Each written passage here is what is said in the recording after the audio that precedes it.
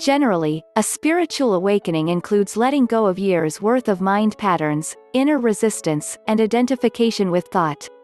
Oftentimes, the individual will see the flaws of their immediate life situation and see reason to stop engaging in behaviors and exposing themselves to certain environments.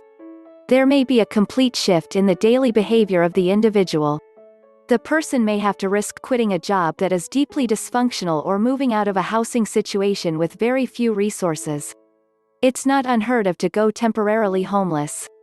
While this is usually not what happens, there are some people that were previously deeply unconscious before a spiritual awakening that will go through a phase that appears to be outwardly dysfunctional. Typically, the individual is able to stop using drugs and alcohol on a frequent basis and is able to discontinue risky behaviors that could be dangerous. Questions like this are common, because there is a general lack of understanding regarding what it is to be awake.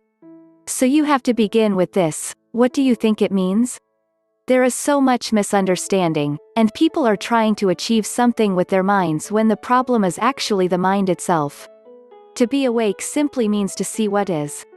It means to realize that the sense of self is only a belief and that consciousness is the doer, seer, and motivator.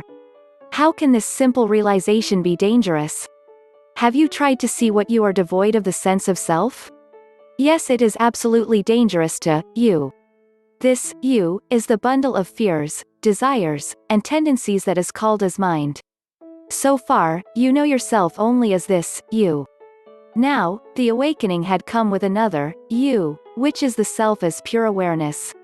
This you is seeing the vanity of this anxious you whose time is over. The awakened you are absolutely dangerous to the only you had known so far. Now, nothing can be done, and it is fantastic. Absolutely no. But your mind will tell that. Deep meditation means to let your thoughts pass by and give guidance of your life to your heart. Your mind lost control of you and fights that, throwing zillions of thoughts in your mind not to let you give guidance of your life to your heart. People don't choose depression or enlightenment, it just happens like hunger happens. On the same note, people don't have a choice to say if it is wonderful or dangerous. Things just happen, accept or not.